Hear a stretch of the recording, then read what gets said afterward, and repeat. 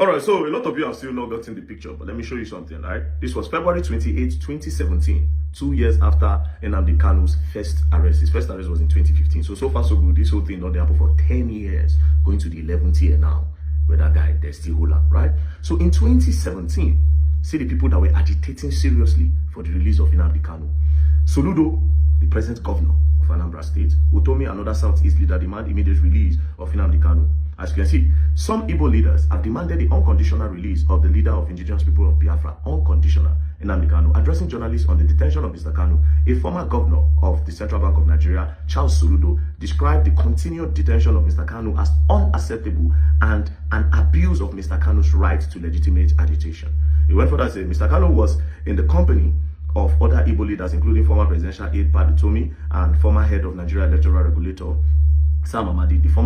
The former bank chief said Nigeria cannot thrive in an atmosphere devoid of the democratic freedom of speech. So Chukwuma Soludo was fighting seriously for the release of NNAMDI Kanu in 2017. Then in 2022, he became the governor. Then a few days ago, they were trying to, before the whole protest of NNAMDI Kanu, he was interviewed. This is what he has to say. For the release of NNAMDI Kanu.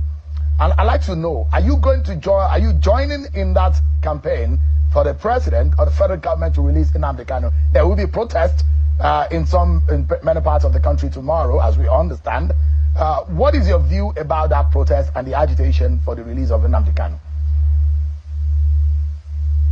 Sheryl, I think we should be discussing Anambra and forthcoming election. That's what you said this program is all about.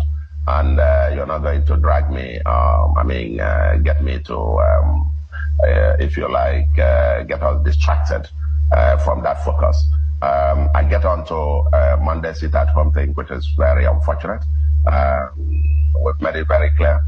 People, if you are protesting or agitating for anything, you are holding yourself down by now killing your own people under the pretext of Monday sit at home. And I think even NNAMDI Kanu himself and his IPOB, at least on record in terms of press releases that were sent out by IPOB, that they did not support the Monday sit at home. It was some criminal elements doing that. And we take them for their word that that's true, that they don't. And Monday sit at home thing is likely, over here. With anybody sitting at home now is doing so out of his own preference. Now, two things happened, right? It's either that first time he was not fighting for NNAMDI Kanu, NNAMDI Kanu, he was just trying to do politics, because a lot of people that you see that they are saying they are fighting for NNAMDI Kanu, it is not the truth. They are actually doing politics because they want to